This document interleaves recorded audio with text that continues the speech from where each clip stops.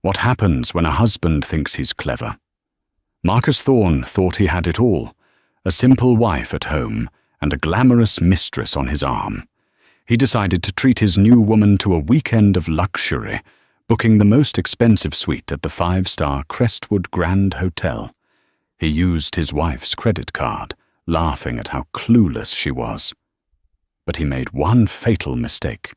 As he and his mistress were being kicked out, the hotel owner walked into the lobby, took one look at his wife, and said, "Madam Sterling, my apologies. Is there a problem here?" The Wednesday morning light in Chloe Thorne's life was always pale yellow. It streamed into the sunroom of her sprawling, yet somehow modest suburban home, illuminating the dust motes dancing over her orchid collection. To any outsider, Chloe had the perfect life. She was married to Marcus Thorne, a man whose ambition had a gravitational pull, a senior partner at a high-flying private equity firm. Their house, a tasteful brick colonial in a wealthy but quiet Connecticut suburb, was her domain. Marcus loved to tell people Chloe was old money. He said it with a proprietary air, as if her lineage was something he had acquired. Her family, the Sterlings, practically built this state. He'd boom at dinner parties, slinging an arm over her shoulder. But my Chloe, she's the simple one. No head for business, just her garden and her charities. Chloe would smile, a small, placid expression she had perfected. It was true, in a way. She did love her orchids. But Marcus, in his 10 years of marriage, had never bothered to look past the smile. He never asked what her charity work entailed. He never asked why she took a private call at 10 a.m. every first of the month, locking her study door. He never asked what C.L. Sterling, the name on the board of directors for Sterling Hospitality, actually stood for.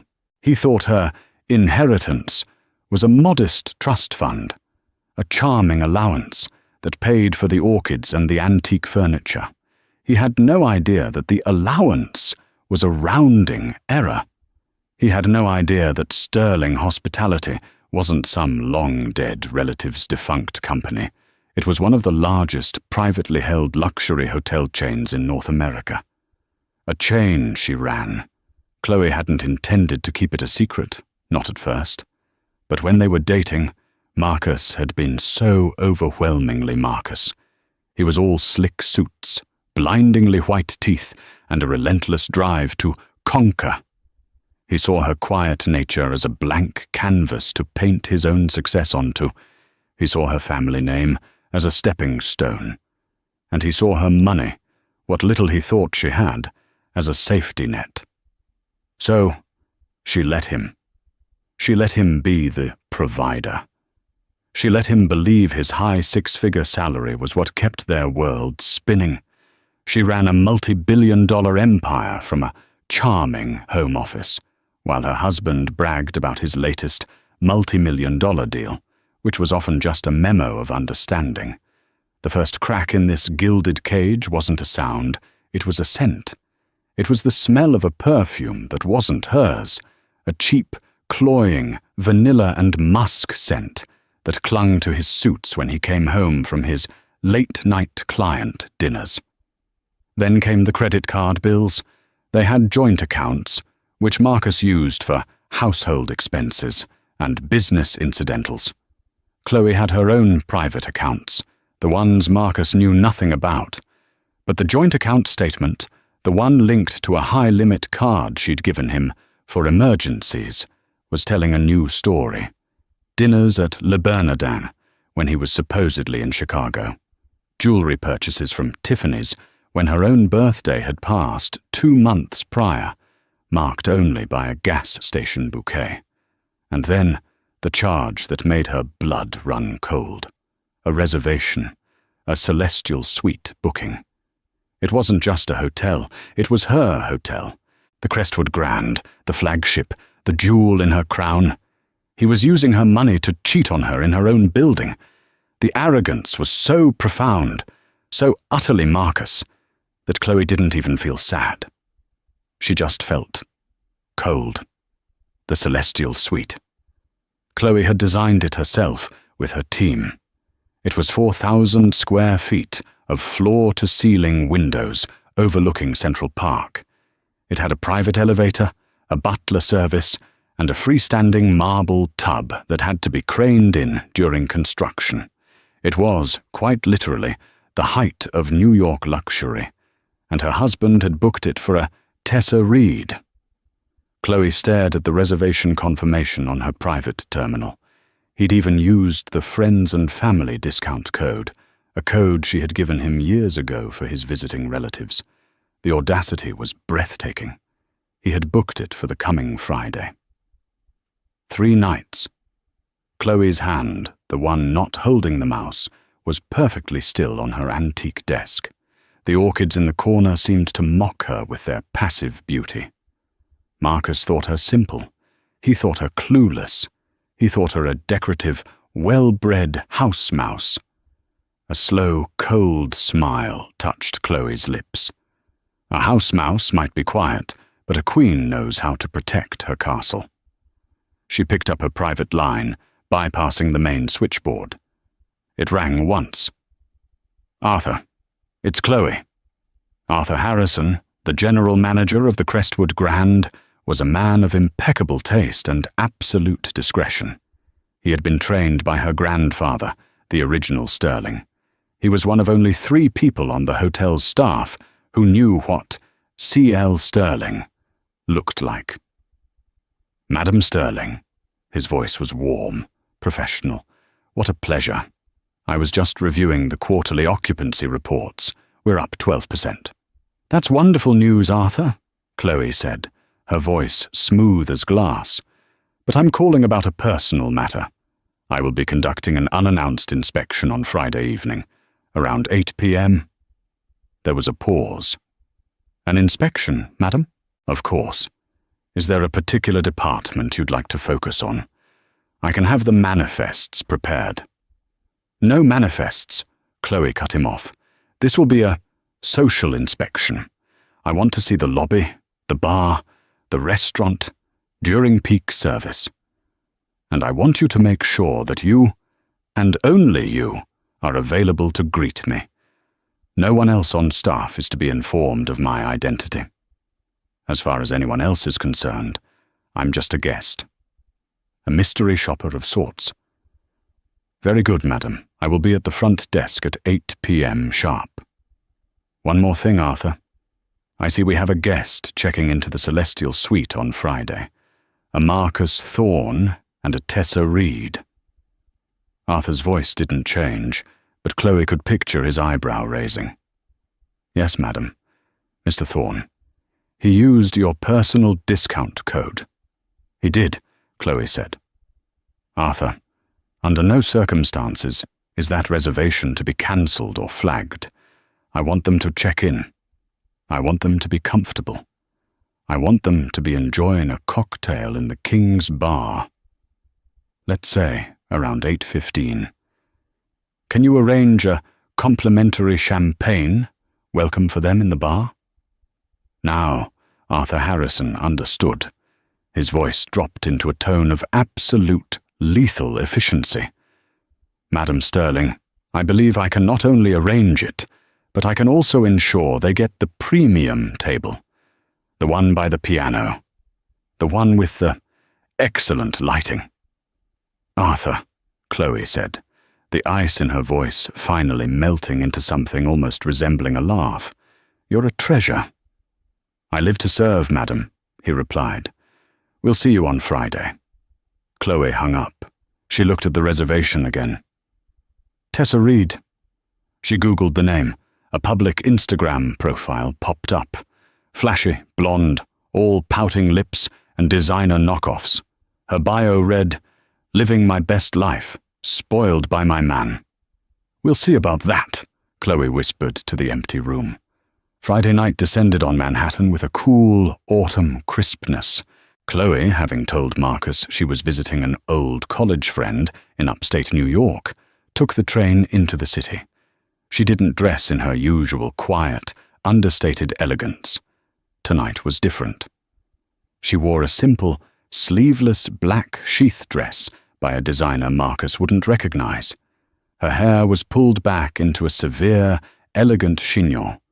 Her only jewelry was the simple 3-carat diamond ring Marcus had given her, a ring she now realized was probably purchased with her own family's money, and a pair of modest pearl earrings. She looked like 1,000 other women in New York, professional, wealthy, and anonymous. She entered the Crestwood Grand not as its owner, but as a predator. The lobby was magnificent. It was her lobby. The soaring 40-foot ceilings, the Italian marble, the enormous vase of fresh-cut lilies and delphiniums in the center. Her signature. The scent of white tea and fig, a custom blend she'd commissioned, hung in the air. A quiet piano melody drifted from the King's Bar. She saw Arthur Harrison standing near the check-in desk, ostensibly reviewing a printout. He looked up as she entered. He gave no sign of recognition, only a fractional, almost imperceptible nod. He then turned and disappeared into his office. The signal was clear. He's here. They're here. Chloe walked into the King's Bar. It was dim, intimate, and packed. The walls were a dark mahogany, the booths a deep crimson velvet.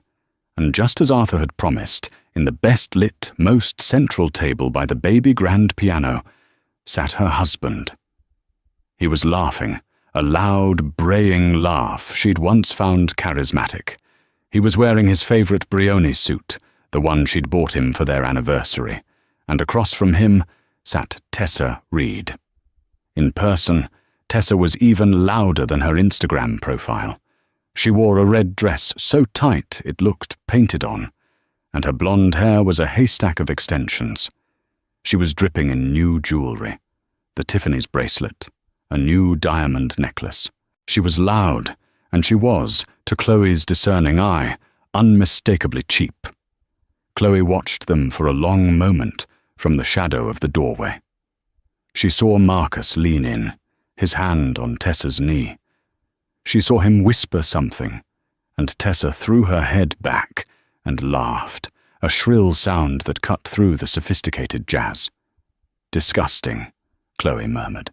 Not the infidelity, but the cliché of it all.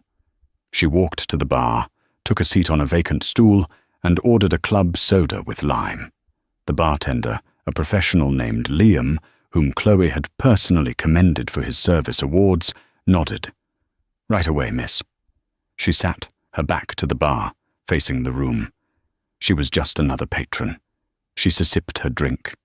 She waited. She watched them order another round of champagne. She watched Marcus toast Tessa. "To new beginnings, baby." Tessa giggled. "Oh, Marcus, you're so bad. What about your boring wife?" Marcus waved a dismissive hand. "Chloe, she's fine. She's probably, I don't know, potting a plant. She has no idea what real life is. She's happy in her little bubble. It's better this way. She's taken care of. I'm free," Tessa supplied, her eyes glittering with greed. "Exactly," Marcus said, raising his glass. "Free." Chloe's glass hit the marble bar with a quiet, sharp click. She'd heard enough. She stood up, straightened her dress, and began to walk toward their table. The journey from the bar to the table was only 20 feet, but it felt like a mile. With every step, the sound of the piano seemed to fade, replaced by the thumping of her own heart. This wasn't her. She was the woman in the boardroom, the woman on the conference call, the woman who signed checks with 9 zeros. She was not the woman who confronted a cheating husband in a hotel bar.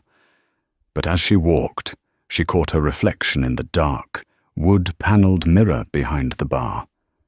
She saw her own eyes, cold and clear. She wasn't a wife. She wasn't a victim. She was an owner, and this was an infestation. She stopped at their table. Marcus was in the middle of a story, his hands gesturing wildly. Tessa was gazing at him with a look of pure, transactional adoration. "Hello, Marcus," Chloe said. Her voice was quiet, but it sliced through their champagne-fueled bubble. Marcus froze. The glass in his hand stopped halfway to his mouth. He looked up, his face a mask of confusion, then dawning, horrified recognition. He blinked, as if she were an apparition. "Chloe," he sputtered, his voice a full octave higher than usual. What are you doing here? I thought you were in upstate." Tessa's head snapped around. Her smile vanished, replaced by a sneer. "Who is this?" she demanded, her voice as sharp as broken glass. Marcus's face was rapidly cycling through red and white. "Chloe, this is not what it looks like." "Oh?" Chloe said, allowing a small, curious smile to play on her lips. "Because it looks like you're in my hotel, on my dime, with a woman who is not your wife. But please do correct me if I'm wrong." Tessa scoffed, standing up. She was shorter than Chloe, but tried to make up for it in volume. "Your hotel? Honey, this is the Crestwood Grand. I don't think you can even afford the cocktails here. Marcus, baby, who is this dowdy woman?" "Dowdy?" Chloe repeated, the word hanging in the air. "Tessa, shut up!" Marcus hissed, finally finding his voice.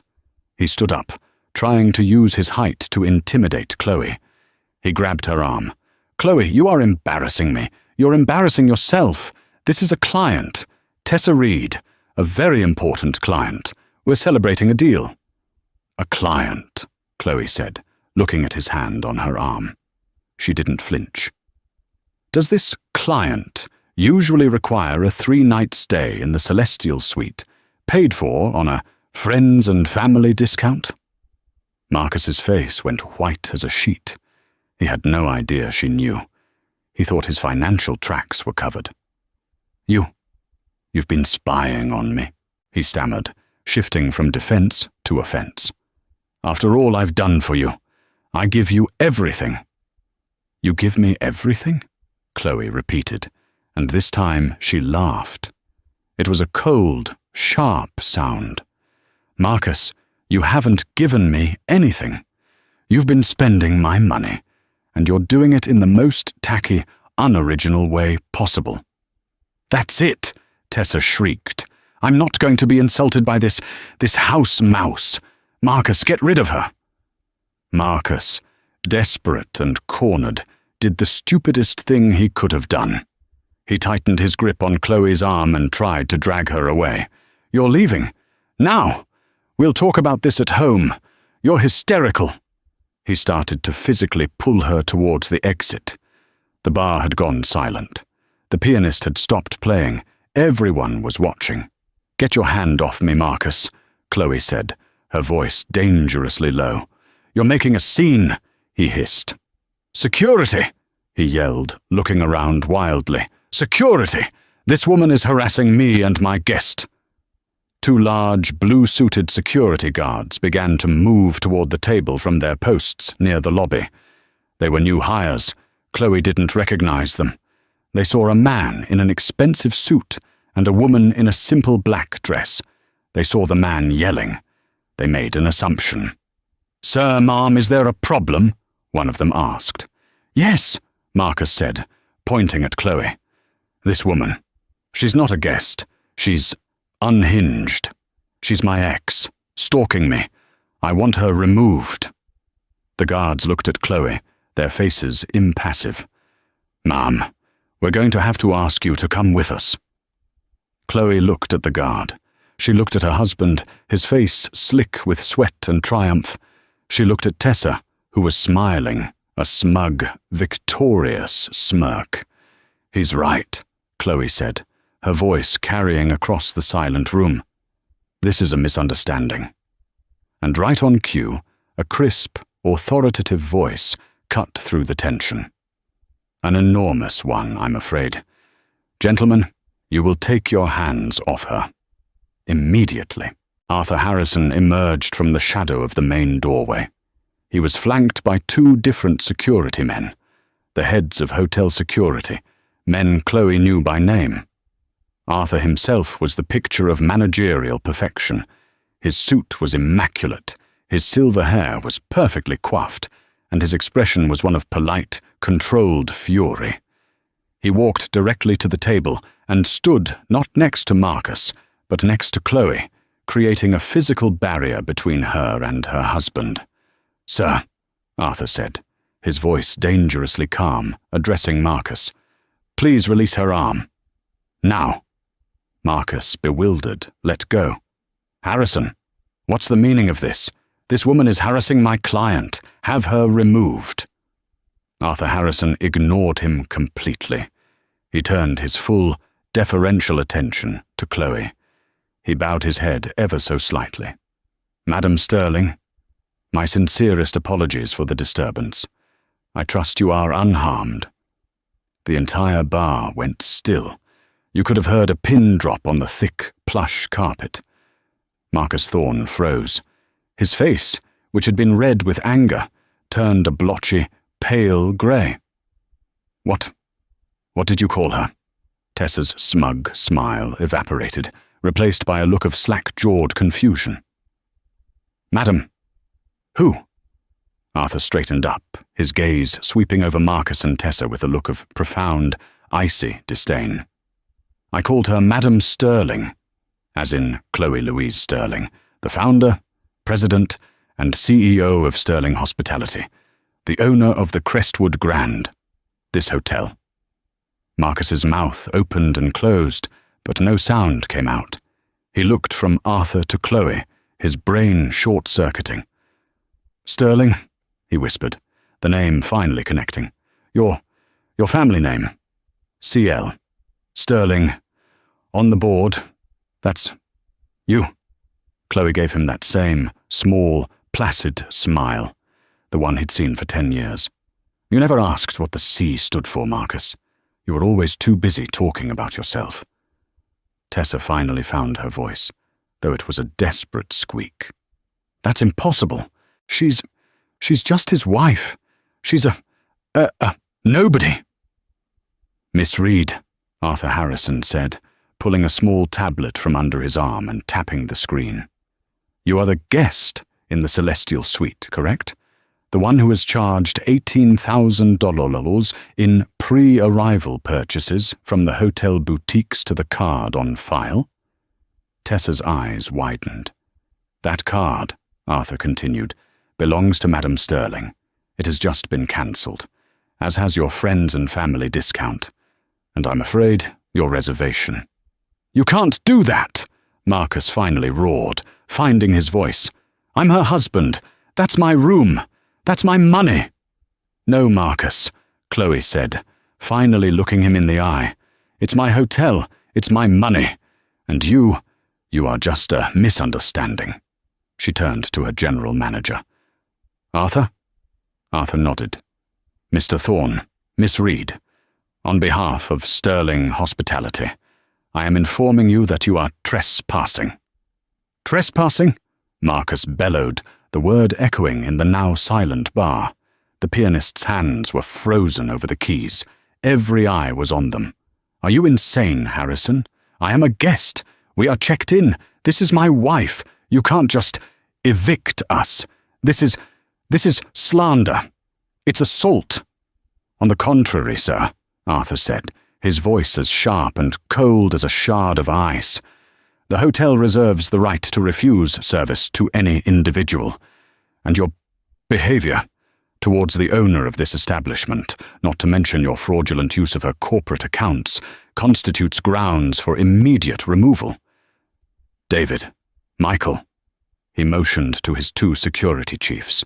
The 2 large men stepped forward. They didn't grab Marcus. Not yet. They simply flanked him, their presence a silent, immovable promise. Marcus looked from the guards to Arthur, and finally to Chloe. The fog of his arrogance was beginning to clear, replaced by a cold, slithering dread. But he was Marcus Thorne. He blustered. He negotiated. He won. This was just another deal to be muscled through. He tried to soften his voice, to inject the faux reasonable tone he used in boardrooms just before a hostile takeover. "Chloe, stop this. This is a private matter. You're making a fool of yourself. Look at these people." He gestured to the silent, watching patrons. "This is beneath you. We're better than this. Let's go home. We can talk about this. At home, like adults." The word home hung in the air, thick and poisonous. He meant the brick colonial. He meant his territory, the place where she was the simple wife. Chloe's placid smile finally broke. It didn't become a frown. It became something sharper, something colder. It was the smile of a predator that had just heard a mouse invited back to its nest. "There is no home for us anymore, Marcus," she said, her voice quiet but carrying with absolute finality. "You made that choice when you booked the Celestial Suite. You were right about one thing all those years. I am happy in my bubble." She took a step back and gestured, not just at the bar, but at the soaring ceilings, the Italian marble, the liveried staff. "This, sterling hospitality, this is my bubble, and you are no longer welcome in it." The last vestige of Marcus's control shattered. He was losing, in public, to her. But before he could counter, Tessa, who had been frozen in a state of slack-jawed horror, finally processed what was happening. Her benefactor was a fraud. Her weekend of luxury was imploding. Her entire transactional world was collapsing. Panic, raw and undisguised, took over. She turned on Marcus, her voice a desperate shriek. "I didn't do anything. It was him. He told me he was leaving her. He told me you were nothing. He said she was a boring old hag. He said she was practically an invalid." Chloe actually laughed. It was not a sound Marcus had ever heard. It was a cold, sharp, metallic sound. "Miss Reed, your loyalty is as cheap as your dress, and I see, infinitely less durable." "Arthur," she said, turning away from them, her voice now crisp with executive authority. "Please have these people escorted from the building. Their belongings from the Celestial Suite should be packed and brought to the curb. They can wait for them with the rest of the trash." "No!" Tessa shrieked. This was the part she understood. The things. "You can't! My stuff! My new bags! The Chanel! The Fendi from the boutique! You can't take my things! I'll call the police! That's my property!" She lunged, not at Chloe, but at the idea of her possessions. One of the security guards caught her arm. "Oh, but I can, Miss Reed," Chloe said, turning back. She was an educator now, teaching a very specific, very painful lesson. "Those new bags? They were purchased this afternoon, were they not? From the hotel's own boutiques? And they were charged to the card on file. My card. A card that, as of, about 5 minutes ago, was reported stolen. As was the discount code you used. You're not a guest, Miss Reed. You're an accomplice to fraud. Those items are hotel property until they are paid for. And since your man is about to have his assets frozen, I'd say they're mine. Consider them a small restocking fee for the sanitization the suite will require." Tessa's face crumpled. The fight went out of her, replaced by the gulping, desperate sobs of a child. Marcus, however, had found his footing. He was a cornered animal, and he had one last rusted weapon, the legal system. He thought he finally understood the game. She'd revealed her hand, and in his mind, it was a fatal mistake. He shook off the guard's arm, straightened his Brioni suit, and laughed, a dry, rasping sound. You idiot!" he spat at Chloe. His eyes were glittering with a new, venomous hope. "You arrogant, stupid bitch! You think this is a victory? You just made the biggest mistake of your life."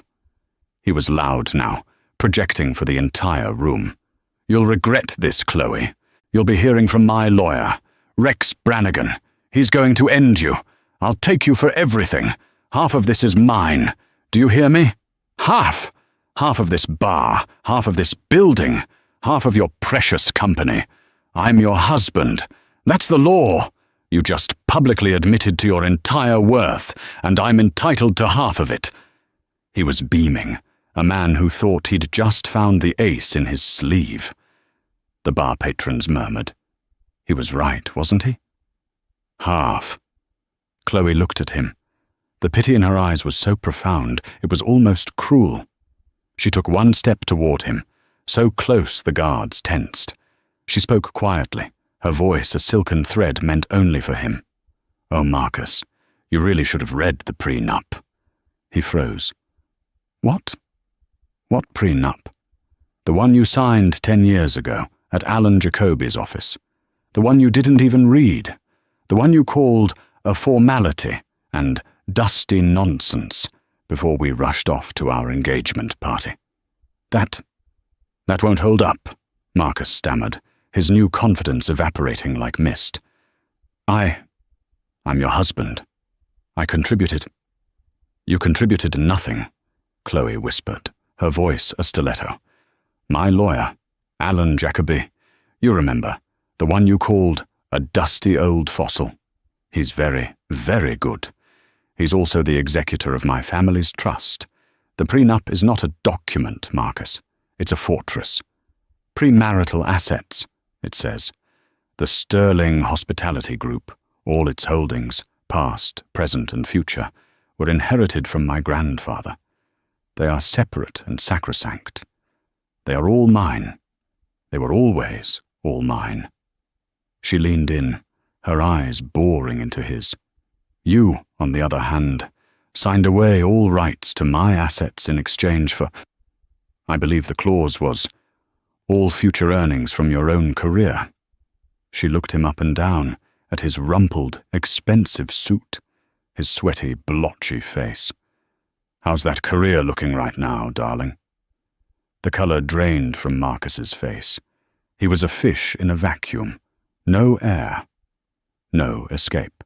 He had no words. There was nothing left to say. "David, Michael, get them out of my hotel," Chloe ordered. This time, the guards did not hesitate. David took Marcus by the right bicep. Michael took Tessa by her left, and they began to walk. The journey from the King's Bar across the 40-foot expanse of the gleaming marble lobby was the longest walk of Marcus Thorne's life. It was a walk of pure, unadulterated humiliation. Every footstep echoed. The other guests in the lobby, dressed for dinner or the theatre, stopped. They stared. They pointed. And then, worst of all, they started recording. Little red lights, the glow of iPhone screens. Marcus saw them. He saw his reflection, a man being frog-marched, his wife's nemesis weeping beside him, captured on 100 screens. This wasn't just a private downfall. This was a public execution. This was a viral video in the making. "Take your hands off me," he hissed, trying to regain a shred of dignity. "I can walk." The guard's grip just tightened, a vice of bone and muscle. He was a puppet. Tessa was a wreck, openly weeping, her body limp. "This is a mistake. Please. My father is a lawyer," she lied, a useless, pathetic appeal to an authority that didn't exist. The grand, gold-filigreed glass doors of the Crestwood Grand whooshed open. The sudden blast of cold, November night air hit them. The smell of diesel fumes and roasted nuts from a street cart was a slap in the face after the warm, curated scent of white tea and fig. And then, the final indignity. They were on the pavement. The guards released their arms, and Marcus, off balance, stumbled, nearly falling onto the concrete. He caught himself on a brass-plated lamppost. He, Marcus Thorne, a man who flew private, was a curb-sitter. A bellman, A young man named Javier, whom Marcus had probably never even looked at, came running out of the hotel. He was carrying Tessa's 2 garish faux snakeskin suitcases. He didn't set them down. He dumped them. They clattered onto the sidewalk. One of the cheap zippers burst, and the suitcase flopped open, spilling cheap lingerie, a tacky I3N snow globe, and 3 pairs of new, high-end shoes onto the dirty concrete. "My things!" Tessa shrieked, a primal wail of loss. She dove for them, scrambling on her hands and knees on the Fifth Avenue sidewalk, trying to shove her belongings back into the broken bag. Marcus just stood there, leaning on the lamppost, watching the woman he'd thrown his life away for groveling in the gutter. He looked back at the hotel. Through the glass, he could see Chloe. She was standing in the center of the lobby, a picture of absolute, serene control. She watched him for a moment. She didn't smile, she didn't wave, she just was. Then she turned her back on him and walked toward the private elevators. Inside, the lobby was restoring itself to order. The younger guard, the one who had first accosted Chloe, approached Arthur Harrison, his face pale and slick with sweat. "Mr. Harrison." "Sir?" "Madam, I didn't know. I was just... He said she was a stalker. I almost..." Arthur Harrison put a firm, steadying hand on the young man's shoulder. He wasn't angry. He was teaching. "You followed a guest's complaint, son. An understandable error.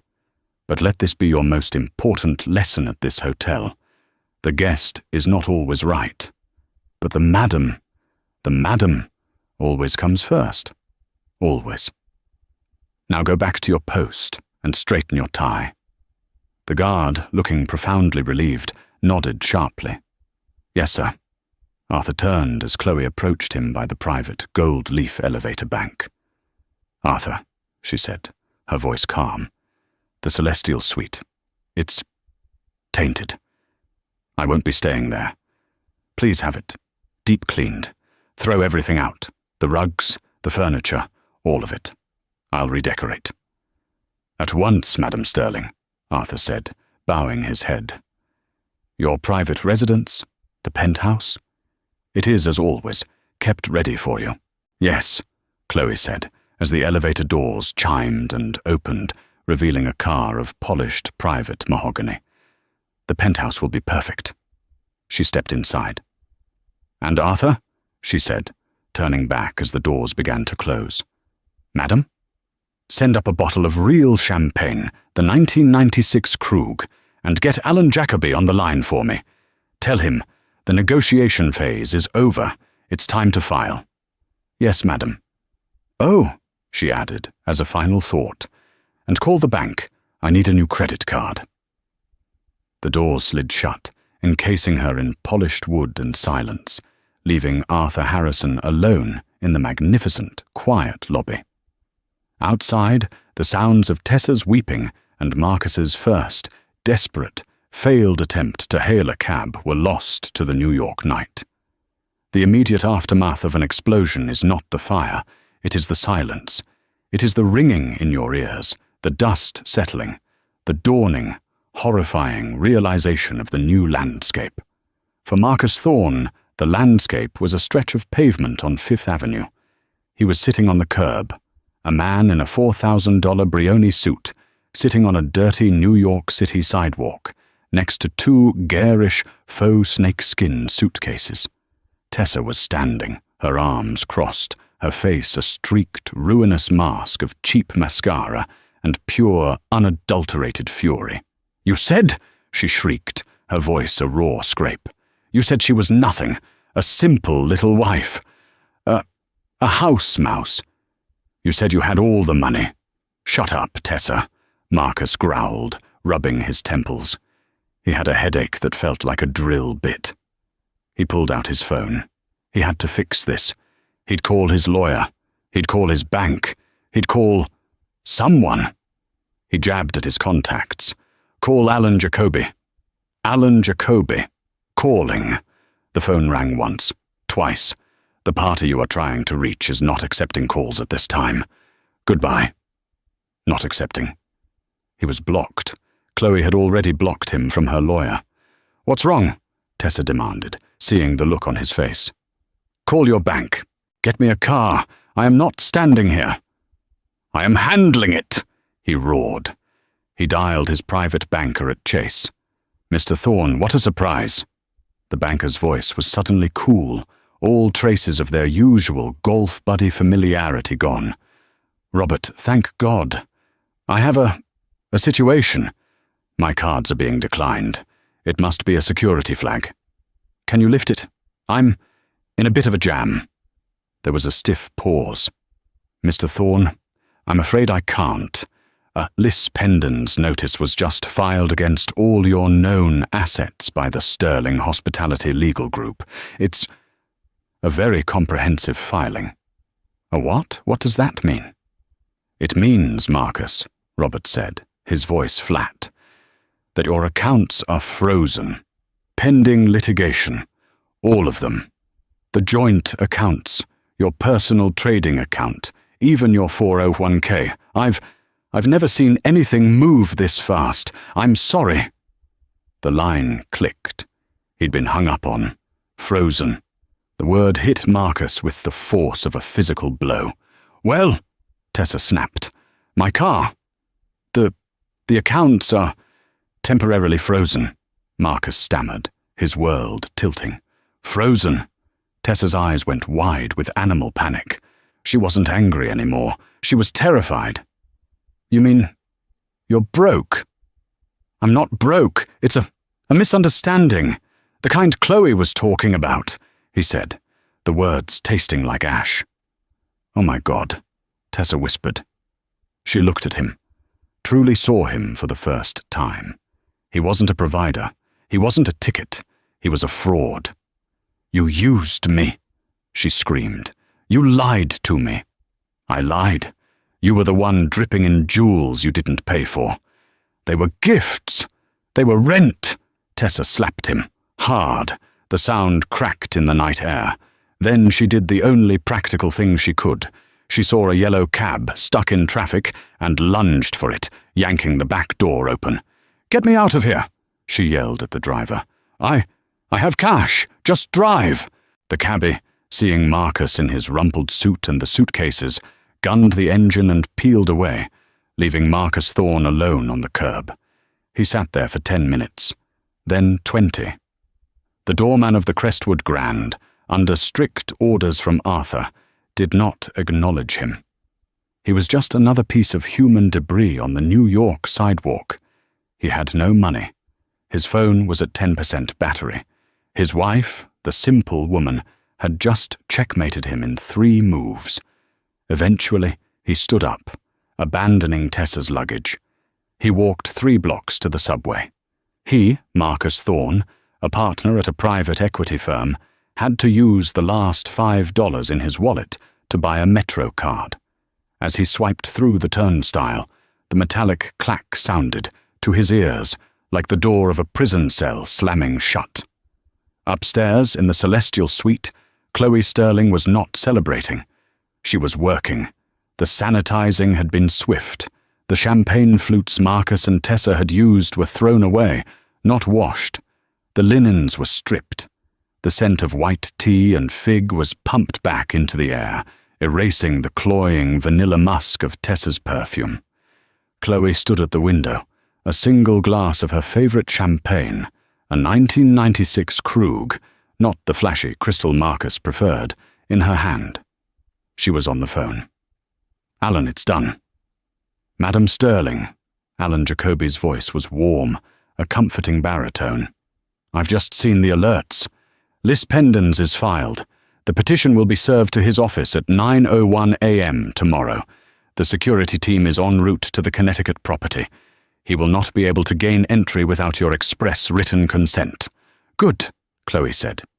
He mentioned a lawyer. He said he would take me for everything. Alan Jacoby laughed, a dry, dusty sound. My dear Chloe, he's your husband. He has rights. He is absolutely entitled to... Let me check. Ah, yes. Exactly 50% of the marital debt he's accrued, and 100% of the future earnings he signed away his rights to your assets for. He's a man of, let's call it, negative net worth. The prenup, is that solid? The prenup, Madame Sterling, is not a document. It is a fortress. It was designed by your grandfather, and I was merely its humble custodian. It states, in no uncertain terms, that Sterling Hospitality and all its holdings, past, present, and future, are separate and sacrosanct. In exchange, Mr. Thorne was granted, well, he was granted you, and he didn't seem to value that asset, did he? No, Alan, Chloe said, watching the city lights. He didn't. Get some rest, madam. The next few days will be loud. The press is going to have a field day. Let them, Chloe said. It's time they learned my name. The next 3 months were, as Alan predicted, loud. The story broke on page 6 first, a blurry cell phone video titled "Billionaire's Revenge, Hotel Queen Evicts Cheating Hubby." It was a sensation. Marcus was fired. The termination was brutal. His partners called an emergency meeting in which he was not invited.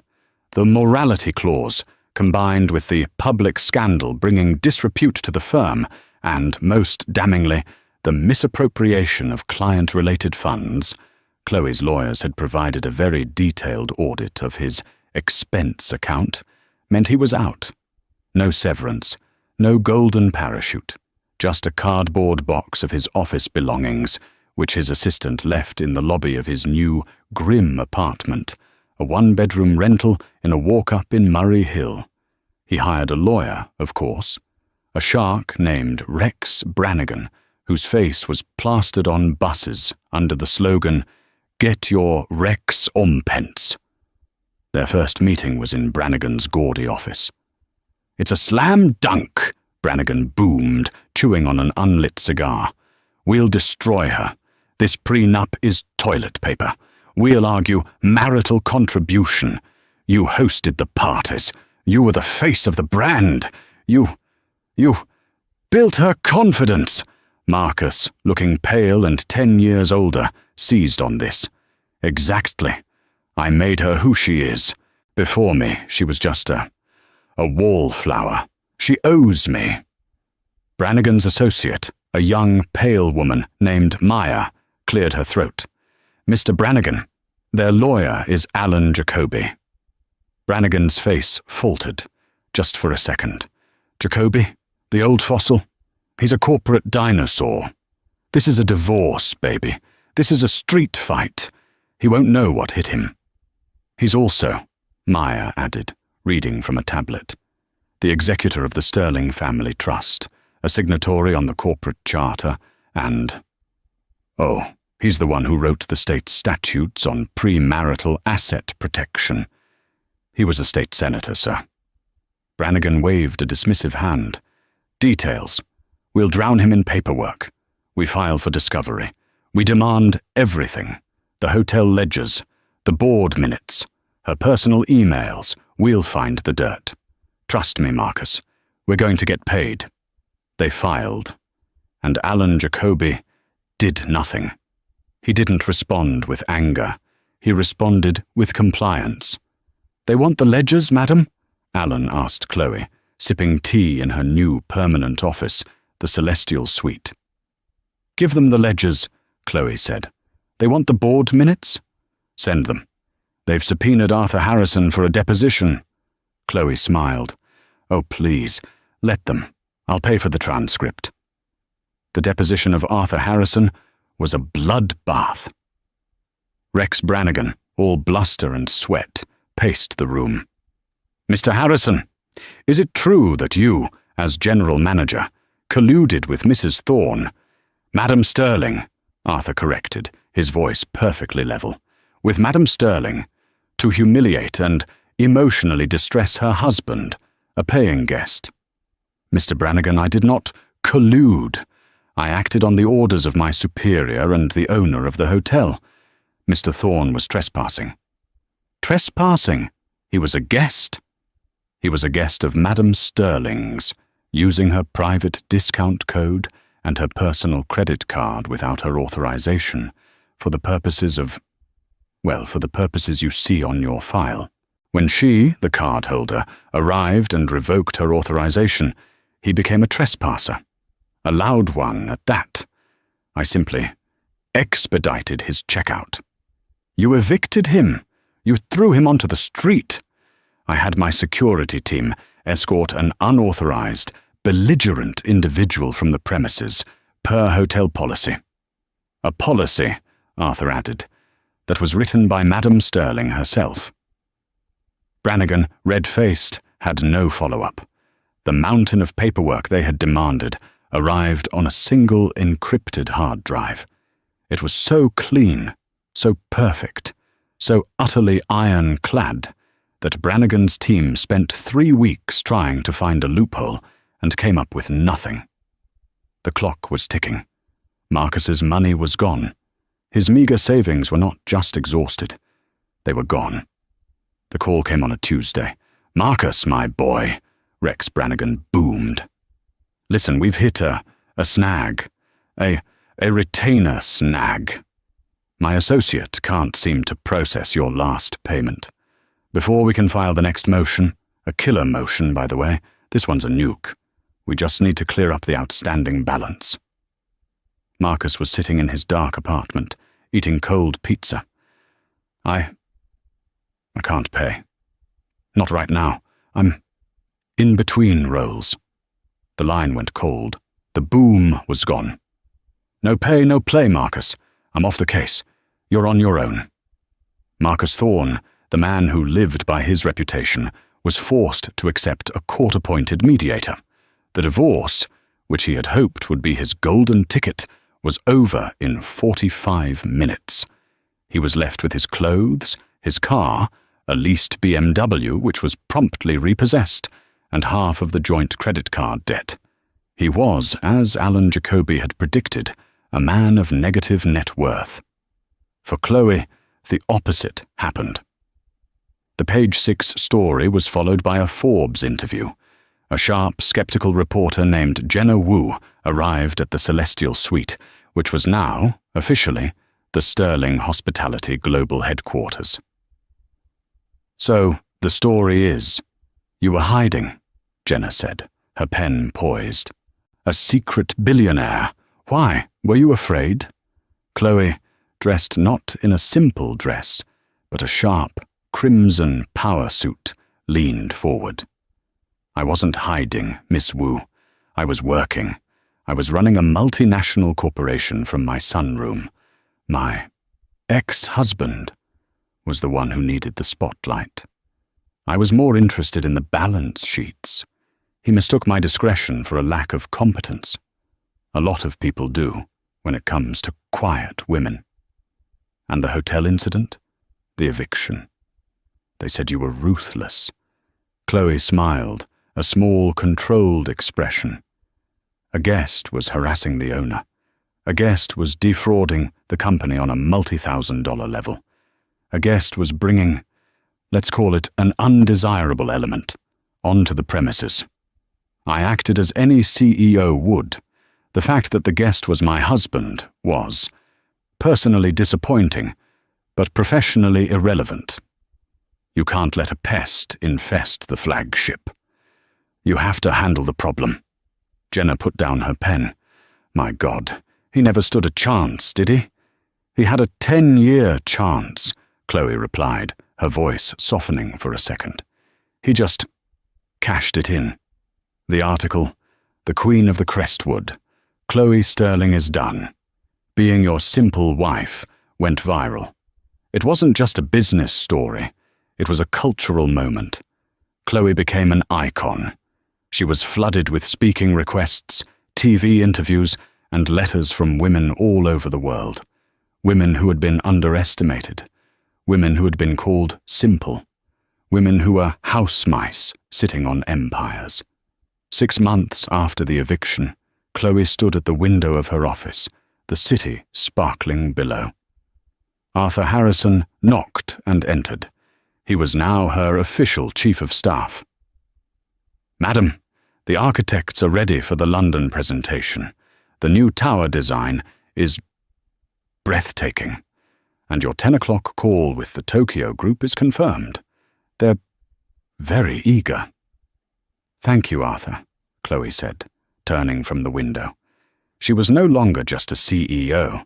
She was a brand.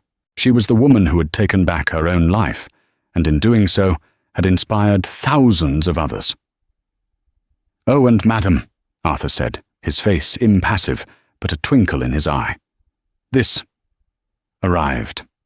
It was in the General Mail, but it seems personal." He handed her a flimsy, cheap postcard. The picture was of a dusty gas station in Arizona. The postmark was from a place called Hope, AZ. The irony was, Chloe thought, a bit heavy-handed. She turned it over. The handwriting was a desperate, angry scrawl. "You ruined me. I hope you're happy, alone in your ice tower." It wasn't signed, but it didn't need to be. Chloe looked at the card for a long moment. She thought of the man who wrote it, the slick, charming man she'd married, the desperate, screaming man who'd been dragged from her bar, the pathetic, broken man who was now, apparently, somewhere in Arizona, blaming her for his own self-destruction. "Shall I have it disposed of?" Arthur asked. "No, Arthur," Chloe said, a slow smile spreading across her face. "I'll keep it. It's a business expense reminder. The cost of a bad partnership." She didn't put it in a drawer. She propped it up on her pristine $1,000 desk blotter. A trophy. A warning. "He's still so dramatic, isn't he?" she mused. "My ice tower. He sees alone, I see. Uninterrupted. He sees an ice tower, I see a headquarters." She tapped the postcard. "He's right about one thing, though. I am happy." A new energy, a new purpose, filled the room. "Arthur," she said, her voice electric, "get Alan Jacoby on the line. And then, get me the head of our charitable division, the one we keep for tax purposes." "The Sterling Foundation?" "Madam, it's mostly dormant. We fund a few scholarships." "Well, we're waking it up," Chloe said, turning to her desk. "I'm seeding it with a new personal donation. Let's call it the Marcus Thorne Severance Package. Everything he would have gotten if he'd been a decent human being. A donation, madam. I want to start a new initiative, a grant, a foundation for women. Women who have been told they're simple. Women who are sitting on billion-dollar ideas but are being told to go pot plants. Women who are partners to men who see them as accessories." Arthur was smiling, a full, genuine smile. This was the Chloe he'd known for 30 years, the one her grandfather had trained. "A wonderful idea, madam. What will you call it?" Chloe looked at the postcard, then at the city. "He called me a house mouse. Let's call it the Lioness Fund, for the quiet ones who are ready to roar." She picked up the postcard and, with a sense of finality, dropped it into the shredder. She was done with the past. "Now," she said, "all business. About the King's Bar. I've never liked that name. It's derivative and inaccurate. It has been the name for 50 years, madam." "Then it's 50 years out of date," Chloe said. "It's the center of the hotel. It's where the most important person in the room holds court. Let's update the signage." "To what, Madam Sterling?" Chloe looked at Arthur, her eyes clear and bright. "The Queen's Court. It's time for a new reign." And just like that, Madam Sterling took back her name, her power, and her company, all because her cheating husband thought she was too simple to notice. He saw a house mouse, but he was living in the Queen's castle, and he forgot the #1 rule. The house always wins. Chloe's story is a powerful reminder that the quietest person in the room is often the most powerful. They're not being silent. They're just listening. What did you think of Marcus's epic downfall? Was there a moment you were cheering for Chloe? Let me know in the comments below. Thank you for listening to this story. If you love drama and seeing karma delivered, do me a huge favor. Like this video, share it with someone who needs to hear it, and be sure to subscribe to the channel so you never miss a story. We have new ones dropping every week, and you don't want to miss what happens next.